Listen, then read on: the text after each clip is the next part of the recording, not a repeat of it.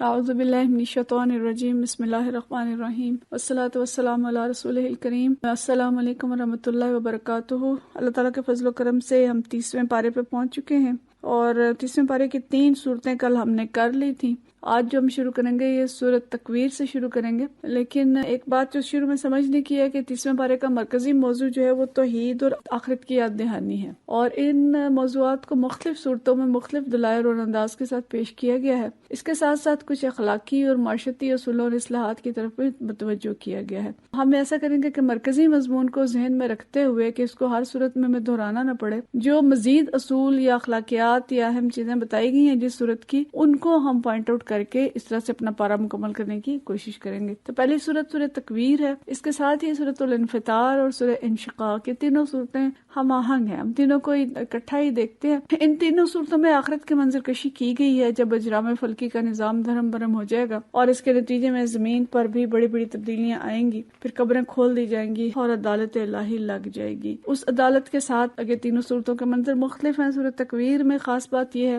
کہ اللہ تعالیٰ اس باپ پر بہت غضبناک ہے جس نے بیٹی کو زندہ گاڑا ہوگا، اور یہی وہ آیت ہے جس نے عورت کو زندگی بخشی اور جینے کا حق دیا۔ تو باپ کی طرف دیکھے گا بھی نہیں اور بیٹی سے پوچھے گا کہ تجھے کس جرم میں زندہ گاڑا گیا۔ پھر قرآن پاک کے برحق ہونے کے دلائل ہیں، اور کہا گیا ہے کہ اسے چھوڑ کر کہاں بھاگ رہے ہو۔ یہی تمام جہان والوں کے لیے نصیحت ہے۔ سورۃ الانفطار میں اللہ تعالیٰ بڑی محبت سے اپنے بندے سے مخاطب ہے کہ تجھے میں نے نیک سکھ سے درست کیا، خوبصورت شکل میں پیدا کیا، لیکن کس چیز نے تجھے مجھ سے دور کر دیا اور دھوکے میں ڈال دیا، اور ساتھ کرامن کاتبین کے تحریر ریکارڈ کی طرف متوجہ کر کے انسان کو خبردار کیا گیا ہے۔ سورہ انشقاق میں بھی اسی طرح کی منظر کشی کے بعد نامہ اعمال دائیں اور بائیں ہاتھ میں دینے کا ذکر ہے، اور پاس ہو جانے والوں کا خوشی خوشی اہل خانہ کی طرف پلٹنے اور انہیں بتانے، اور فیل ہو جانے والوں کا رزلٹ چھپا کر موت کو پکارنے کی منظر کشی کی گئی ہے۔ اس کے بعد سورہ مطففین درمیان میں ہے، ان کے مطفف یا تطفیف جو ہوتا ہے یہ ناپ تول میں کمی کرنے، گھاٹا دینے وغیرہ کو کہتے ہیں۔ تو اس صورت میں ان لوگوں کو مخاطب کیا گیا ہے جو ناپ تول میں کمی کرتے ہیں، گھاٹا دیتے ہیں، ملاوٹ کرتے ہیں، اور ان کو سخت تنبیہ کی گئی ہے، اور کہا گیا کہ روز محشر اللہ ان کی جانب دیکھے گا بھی نہیں، نہ انہیں پاک کرے گا۔ اور اسی کے ساتھ ذکر ہے اس میں کہ برے لوگوں کا نام اعمال سجین میں اور نیک لوگوں کا نام اعمال علیین میں ہوگا۔ اور اسی کے ساتھ ایک اور ترغیب ہے صورت کے اندر کہ اگر مقابلہ کرنا ہے تو جنت کے اس چشمے کی جانب کرو جہاں پہ شراب پلائی جائے گی رحیق مختوم کے نام سے، اور واضح رہے کہ یہ وہ دن ہوگا جس دن کسی کافر مشرک کو پانی کا ایک گھونٹ بھی نہیں ملے گا۔ یہ چشمہ جنت کے اعلیٰ ترین حصے میں ہوگا، اور وہاں خاص لوگ ہی پہنچ سکیں گے، اس لیے اس پر مقابلہ کرنے کو کہا گیا کہ نیکیاں زیادہ سے زیادہ کریں تاکہ جنت کے اس اعلیٰ مقام پہ پہنچ سکیں۔ سورۃ البروج،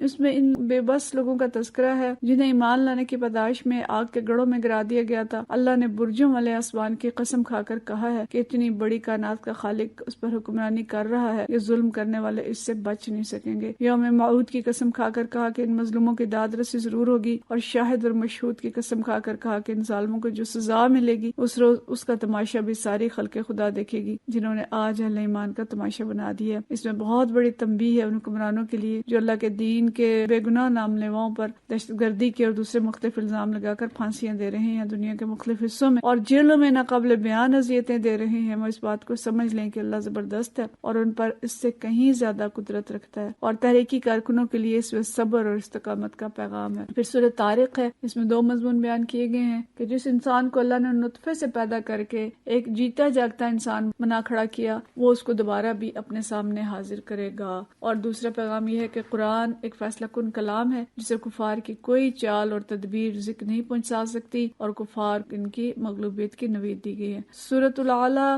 بڑی فضیلت والی سورت ہے، توحید اور آخرت اس کا موضوع ہے، اور کہا کہ اللہ کو اس کے خوبصورت ناموں سے پکارو، خوبصورت ناموں سے یاد کرو، اور بتایا گیا ہے کہ فلاح صرف ان لوگوں کے لیے ہے جو عقائد، اخلاق اور اعمال کی پاکیزگی اختیار کریں، اپنے رب کا نام یاد کر کے نماز پڑھیں گے اور آخرت کو دنیا پر ترجیح دیں گے، اور نہ ماننے والے دوزخ میں جائیں گے۔ اور درمیان میں نبی کریم صلی اللہ علیہ وسلم کو قرآن یاد کرا دینے کی یقین دہانی بیانی ہے۔ سورۃ الغاشیہ آخرت کی زبردست منظر کشی ہے اور زمین، آسمان، پہاڑ اور اونٹوں کی تخلیق کو بطور دلیل پیش کیا گیا ہے انکار کرنے والوں کے لیے، اور نبی صلی اللہ علیہ وسلم کو فرمایا گیا ہے کہ آپ ان پر حوالہ دار بنا کر نہیں بھیجے گئے، آپ کا کام نصیحت کرنا ہے، ان سے حساب ہم خود لیں گے۔ پھر سورۃ الفجر آخرت کی جزا اور سزا کا اثبات ہے اور اس کے لیے کائنات کے زبردست نظم و ضبط، سابقہ اقوام کی ہلاکت سے دلائل لائے گئے ہیں۔ پھر انسانی معاشرے کی عام اخلاقی حالت کا تجزیہ پیش کیا گیا ہے کہ مادیت پرستی، دولت پر فخر، یتیم کی تکریم نہ کرنا، مسکین کو کھانا نہ کھلانا، میراث کھا جانے جیسی برائیوں پر تنقید کی گئی ہے اور متوجہ کیا گیا ہے کہ ایک روز محاسبہ ضرور ہوگا اور ایسے لوگوں کو سزا دی جائے گی، اور اس کے ساتھ ہی نفس مطمئنہ رکھنے والے یعنی اللہ کے دین پر مکمل اطمینان رکھنے والے نفوس کو عزت اور قدردانی کے ساتھ اعلیٰ مقام دیا جائے گا۔ اس کے بعد سورۃ بلد ہے، یہ بہت اہم سورت ہے اور بہت بڑے مضمون کو چند جملوں میں سمیٹا گیا ہے۔ انسان کو دنیا اور دنیا میں انسان کو، انسان کی دنیا میں کیا حیثیت ہے اور دنیا کی انسان کے سامنے کیا حیثیت ہے، تو اللہ نے سعادت اور شقاوت کے دونوں راستے انسان کو سمجھا دی ہیں جس پہ چلنا چاہے، لیکن اس کی نگرانی ہو رہی ہے۔ ایک راستہ اخلاقی پستیوں کی طرف جاتا ہے، اس راستے میں لذتیں ہیں، دوسرا راستہ بلندیوں کی طرف جاتا ہے جس کو دشوار گزار گھاٹی کہا گیا، اور وہ راستہ یہ ہے کہ فخر و نمائش چھوڑ کر انسان اپنا مال یتیموں، مسکینوں پر خرچ کرے اور صالح معاشرہ کی تعمیر کرے، اسے رحمتیں ملیں گی، اور فخر و مباحات کی راہ پر چلنے والوں کو عذاب ہوگا۔ اس کے بعد سورۃ شمس ہے، زمین اور آسمان کے بہت سے آثار کی قسم کھا کر اللہ نے فرمایا کہ فلاح وہ لوگ پائیں گے جو اپنے نفس کا تزکیہ کریں گے، یعنی اپنی اچھائیاں پروان چڑھائیں گے اور برائیوں سے نفس کو پاک کریں گے، ورنہ قوم سمود کی طرح ہلاکت کا شکار ہوں گے جو اپنے نفس کی برائیوں میں غرق ہو کر تباہی سے دوچار ہو گئی تھی۔ اس کے بعد سورۃ اللیل ہے، اس کا موضوع زندگی کے دو مختلف راستوں کا فرق، ان کے انجام اور نتائج کا اختلاف جو ہے وہ بیان کیا گیا ہے۔ 3 صفات کو بطور تمثیل بیان کیا گیا ہے۔ پہلی ہے کہ اللہ کی راہ میں مال خرچ کرنے والے، پرہیزگار اور تقوی اختیار کرنے والے اور بھلائی کو ماننے والے، اللہ ان کا حامی و ناصر ہے اور ان کے سیدھے راستے میں مدد دے گا، کے لیے نیکی جو ہے اس کو آسان کرے گا اور گناہ کرنا مشکل ہوگا۔ دوسرا بخیل شخص ہے کہ اللہ کی رضا کی پرواہ نہ کرنے والے، تقوی نہ کرنے والے اور اچھی بات کو جھٹلانے والے کے لیے سخت راستے اور بدی کے راستے کو آسان کرے گا اور اس کے لیے نیکی کرنی مشکل ہوگی۔ تیسری بات فرمائی کہ دنیا امتحان گاہ ہے، راستے اللہ نے بتا دیے ہیں، اور حضرت ابوبکر صدیق رضی اللہ تعالیٰ عنہ اور دیگر مخیر حضرات بھی ظاہر اس میں شامل ہیں، ان کے لیے خوشخبری ہے کہ انہوں نے اللہ کی راہ میں بے دریغ مال خرچ کیا تو ان کی تعریف کی گئی ہے اور ان کے لیے بہت سارے اجر کی بشارت دی گئی ہے۔ اس کے بعد سورۃ الضحیٰ ہے، پہلی وحی کے بعد وحی کا سلسلہ کچھ عرصہ موقوف رہا تو نبی کریم صلی اللہ علیہ وسلم پریشان ہو گئے کہ شاید اللہ ناراض ہو گیا، تو اس صورت میں اللہ نے اپنے نبی صلی اللہ علیہ وسلم کی بہت پیارے انداز میں دلجوئی کی ہے کہ وہ آپ سے ناراض نہیں ہے، اور آپ صلی اللہ علیہ وسلم پر اپنی نعمتوں کا ذکر کر کے اہم نصیحتیں کی ہیں، خصوصاً یتیم اور سائل کے ساتھ حسن سلوک کی۔ اس کے بعد سورۃ علم نشرح، نبی کریم صلی اللہ علیہ وسلم کو بہت مشکل حالات میں آسانیوں کی بشارت دی گئی ہے اور آپ کے ذکر کو بلند کرنے کی خوشخبری دی گئی ہے، اور ہر چیز سے بے نیاز ہو کر اللہ سے لو لگانے اور اس کی عبادت کی طرف متوجہ ہونے کا حکم ہے۔ اس سورت کا ورد جو ہے یہ مشکلات سے نکلنے میں بہت مدد کرتا ہے۔ سورت 3 آخرت کے اسبات کے ساتھ ساتھ بتایا گیا کہ اللہ نے انسانوں کو بہترین ساخت پر پیدا کیا، لیکن انسان اخلاقی پستی میں گرتے گرتے اتنا نیچے چلا جاتا ہے کہ اس سے نیچ کوئی مخلوق نہیں رہ جاتی، جانوروں سے بھی پست ہو جاتا ہے، تو دونوں کا انجام بھی اسی لحاظ سے ہوگا۔ رسوائی سے بچنے کی راہ جو ہے وہ یہی ہے کہ ایمان اور عمل صالح اختیار کیا جائے۔ سورۃ العلق، پہلی وحی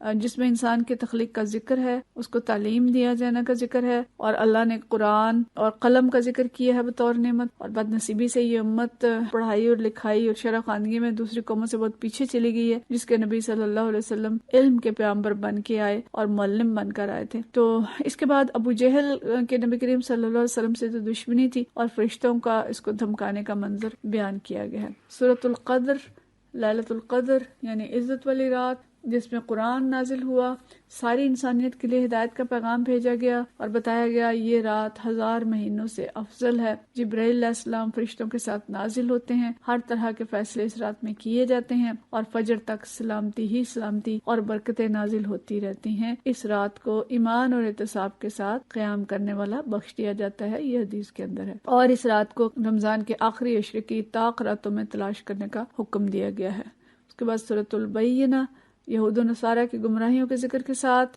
2 گروہوں کا ذکر ہے، خیر البریہ بہترین خلائق اور شر البریہ بدترین خلائق، دونوں کا انجام بتایا گیا ہے۔ خیر البریہ کی مثال صحابہ کرام رضوان اللہ مجمعین تھے جن سے اللہ راضی ہو گیا اور وہ اللہ سے راضی ہو گئے، رضی اللہ عنہم ورضوا عنہ۔ سورہ زلزال بہت افضل سورت ہے، نصف قرآن کے برابر اس کو قرار دیا گیا ہے، اور اس میں پوری زمین کے ہلا مارنے کا ذکر ہے، اور زمین اپنے خزانے اور دفنائے گئے انسانوں کو اگل دے گی اور میزان لگ جائے گی، اور انسان نے جو ذرہ برابر نیکی کی ہوگی اس کو بھی دیکھ لے گا، اور جو ذرہ برابر برائی کی ہوگی اس کو بھی دیکھ لے گا۔ سورۃ القارعہ عظیم حادثے کا ذکر ہے، پھر انسانوں کے نام اعمال تلنے کا منظر اللہ تعالیٰ دکھاتا ہے، جس کا نیکیوں کا پلڑا بھاری ہوگا وہ عیشت الراضیہ میں ہوگا، من پسند عیش میں ہوگا، اور جن کا گناہوں کا پلڑا بھاری ہوگا ان کا ٹھکانہ دوزخ ہوگا۔ سورۃ التکاثر انسان کے مال جمع کرنے کی ہوس اور ہلاکت کی حد تک مقابلے کا رجحان جو ہے اس کا ذکر کر کے سمجھایا گیا ہے کہ ہوش میں آ جاؤ، اس سارے مال کا حساب دینا ہوگا، غفلت سے نکل آؤ،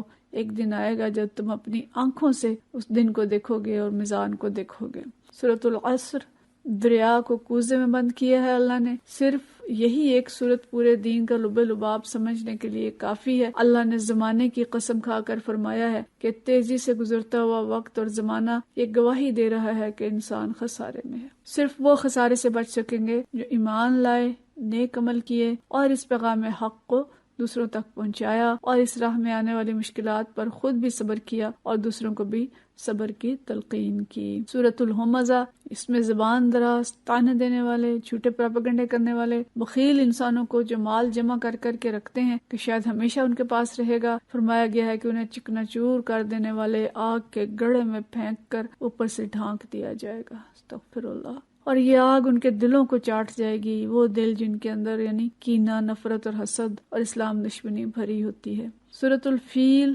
ابرہہ کا ہاتھیوں کے ساتھ خانہ کعبہ پر حملہ کا ذکر ہے، اور اللہ کی اپنے گھر کی حفاظت اور اللہ کے پرندوں کے لشکر جنہوں نے پتھروں کے ذریعے ابرہہ کے لشکر کی تباہی کر دی اس کا بیان کیا گیا ہے، اور بتایا گیا ہے کہ وہ اللہ اپنے گھر کی خود حفاظت کرتا ہے۔ بین السطور نبی کریم صلی اللہ علیہ وسلم کو اسلام کے غلبے کی اور کفار کی تباہی کی پیغام ہے، وہ بھی دیا گیا ہے۔ سورۃ القریش، قریش کو امن اور رزق کی نعمتیں دیے جانے کے بعد اللہ تعالیٰ عبادت کی طرف متوجہ کرتا ہے، اور قیامت تک کے لیے تمام انسانوں کے لیے اس میں نعمتیں پا کر شکر اور عبادت کا پیغام ہے۔ سورۃ الماعون، آخرت سے انکار، یتیموں سے بدسلوکی، مساکین کی سرپرستی سے بے پرواہی، نمازوں سے غفلت برتنے، ریاکاری اور نمائش اور چھوٹی اور معمولی ضرورت کی اشیاء کو لوگوں کو دیے جانے سے گریز کرنے والوں کے لیے تباہی کی نوید ہے۔ گویا اس میں ہمارے لیے سبق ہے کہ اس تباہی سے بچنے کے لیے آخرت پہ یقین رکھا جائے، یتیموں مسکینوں کی سرپرستی کی جائے، نماز اچھے طریقے سے ادا کی جائے،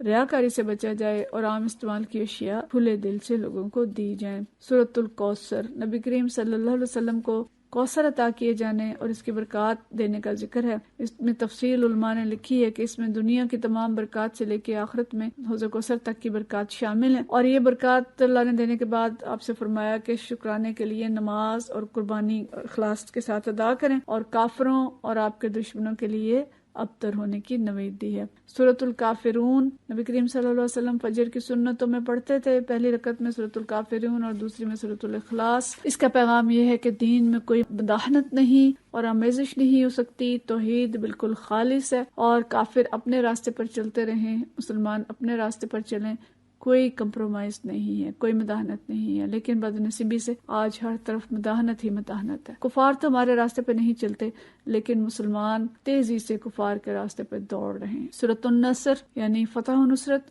نبی صلی اللہ علیہ وسلم کو فتح و نصرت کی بشارت دی گئی، اور اظہار تشکر کے لیے اللہ کی حمد بیان کرنے اور استغفار کی کثرت پر متوجہ کیا گیا۔ صحابہ کے نزدیک یہ صورت اس چیز کی علامت تھی کہ نبی صلی اللہ علیہ وسلم کا مشن مکمل ہو گیا اور اب آپ کے کوچ کا وقت قریب ہے۔ یہی وجہ ہے کہ حضرت ابوبکر صدیق اس صورت کو سن کے رو پڑے تھے۔ سورۃ اللہب، ابو لہب اور اس کی بیوی کے نبی صلی اللہ علیہ وسلم کو اذیتیں دینے کا اس میں بیان ہے، اور پھر ان کے برے انجام کا تذکرہ ہے، خاص طور پہ ابو لہب کی بیوی کا۔ تو یہاں تک آج ہم دیکھتے ہیں. اگلی 3 صورتیں انشاءاللہ ہم کل دیکھیں گے، اور اس کے ساتھ ہم پورا جو خلاصہ قرآن پاک کا جو لب لباب بنتا ہے، بلکہ آپ بھی اس کو سوچیں کہ پورے قرآن پاک کی تعلیم کا لب لباب آپ کی سمجھ میں کیا آیا ہے، اس کو اپنے پاس بھی نوٹ کریں اور شیئر بھی کریں تو اچھی بات ہے. اور اس کے ساتھ ہی کل ہم انشاءاللہ اجتماعی دعا کریں گے. اللہ تعالیٰ بس اس سارے سلسلے کو قبول فرمائے، اس کو نتیجہ خیز بنائے اور ہمارے لیے بخشش کا ذریعہ بنائے. وآخر دعوانا الحمدللہ رب العالمین.